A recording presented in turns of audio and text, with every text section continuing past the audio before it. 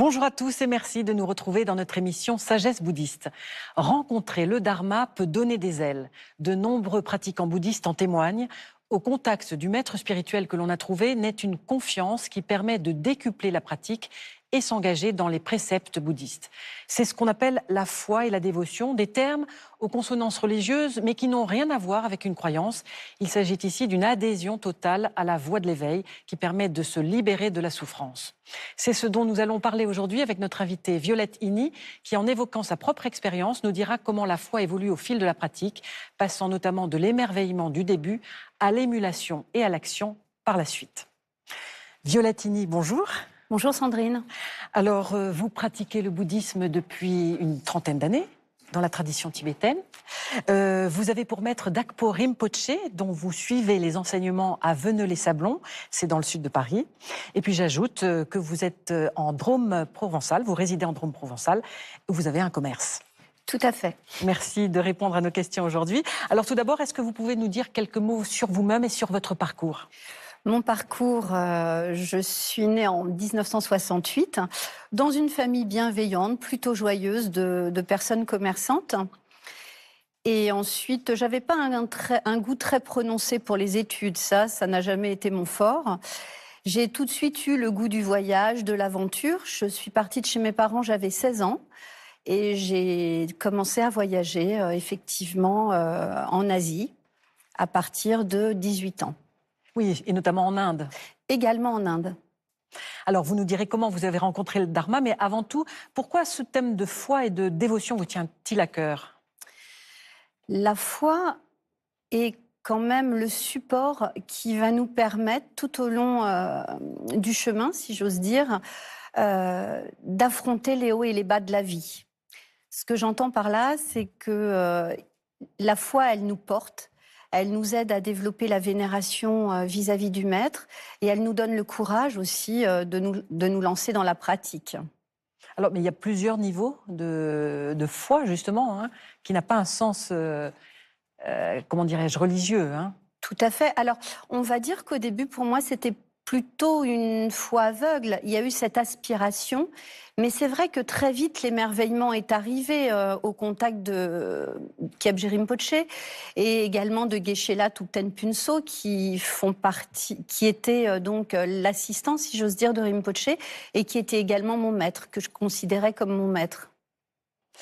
Alors, est-ce que, pour partir de votre expérience, comment ça s'est passé finalement ? Qu'est-ce que vous avez éprouvé quand vous avez rencontré votre maître et avant tout d'abord le Dharma ? Ce qu'il faut aussi peut-être souligner, c'est que j'étais pas tout à fait heureuse dans ma vie. Et puis également, j'étais sous l'emprise d'addiction. Je me droguais, on peut le dire. Également, je buvais, voilà. Donc, je pensais trouver la liberté par ces moyens. Et très vite, quand j'ai rencontré Rinpoche, tout cela, on va dire que c'était un petit peu comme un miracle. Mais effectivement, tout de suite, quand j'ai pris refuge, j'ai pu effectivement, on va dire, arrêter ce type de pratique qui était plutôt mes mauvais plis. C'est-à-dire que vous avez ressenti quelque chose qui vous a donné confiance en vous-même ? Oui, tout à fait. C'était justement cette aspiration, cette foi qui d'un coup me permettait de croire et de voir que il était possible de vivre autrement, de trouver le bonheur par d'autres moyens. Qu'est-ce que vous avez ressenti finalement ? Est-ce que vous pouvez nous décrire un petit peu comment ça s'est passé ? Oui, quand vous avez approché finalement la doctrine bouddhiste. D'abord, j'ai ressenti une très grande joie. C'était extrêmement joyeux de pouvoir côtoyer les maîtres. Ça vous donne des ailes, on peut le dire. Ça vous permet aussi de comprendre comment votre esprit fonctionne. Donc ça, pour moi, ça a été vraiment une grande découverte. Ça a été avant tout, parce qu'au début, effectivement, j'allais écouter les enseignements de Rinpoche, mais je n'avais pas vraiment conscience de ce que tout cela représentait. Et que ça allait être la découverte avec moi-même. Donc, en fin de compte, ça allait devenir ma liberté, ma vraie liberté. Ça m'a permis aussi de comprendre pourquoi j'avais eu ces addictions. c'est-à-dire comprendre l'attachement à la sensation que me procuraient ces addictions. Et à travers cela, j'ai pu effectivement voir comment l'enseignement du Bouddha me nourrissait et me permettait de mieux me connaître, de mieux me rencontrer. Vous disiez que vous aviez eu une scolarité un petit peu en dents de scie. Là, les enseignements du Bouddha, par contre, vous avez eu envie de les suivre et de vous investir dedans? Ça a été une évidence. Vous voyez, il y avait d'un coup, ça devenait merveilleux, le monde devenait merveilleux, tout devenait possible.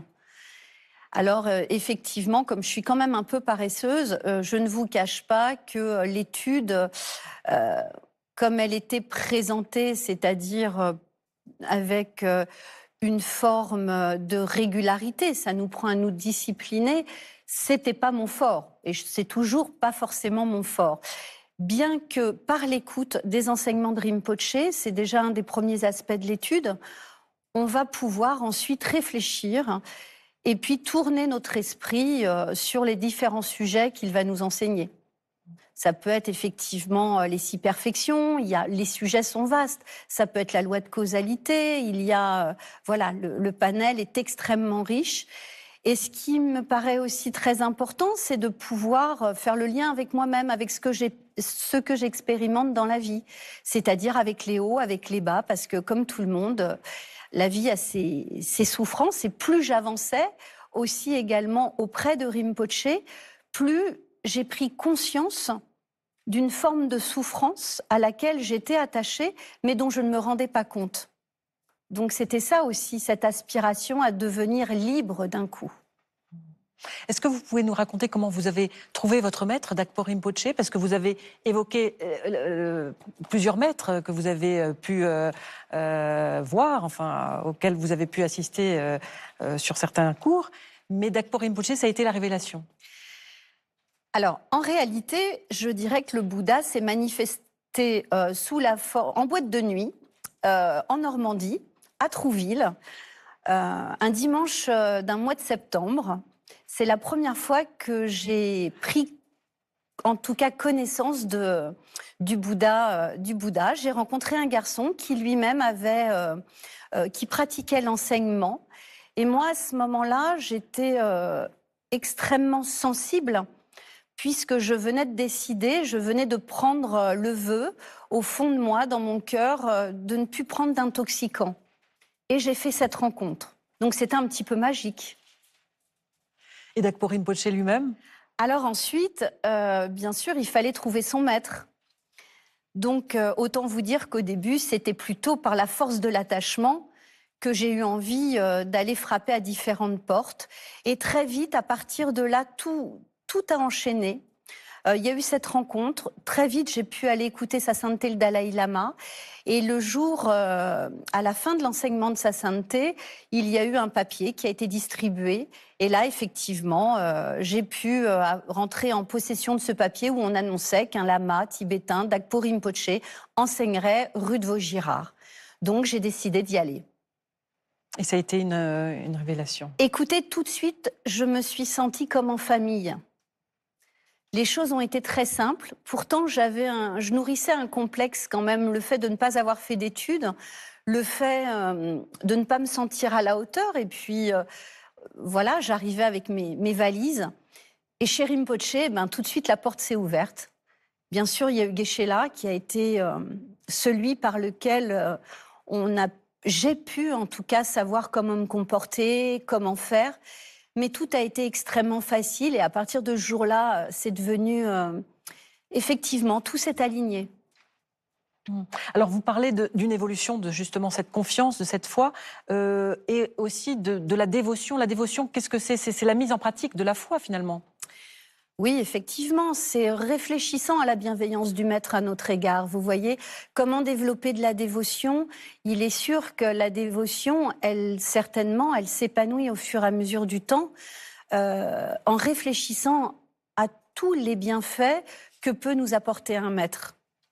Et donc, il suffit de regarder par rapport à soi-même, dans son expérience, comment le maître va nous permettre, avec ses moyens habiles, à la fois comment vous dire, à la fois de bénir le continuum mental du disciple, aussi à travers les enseignements qu'il nous donne.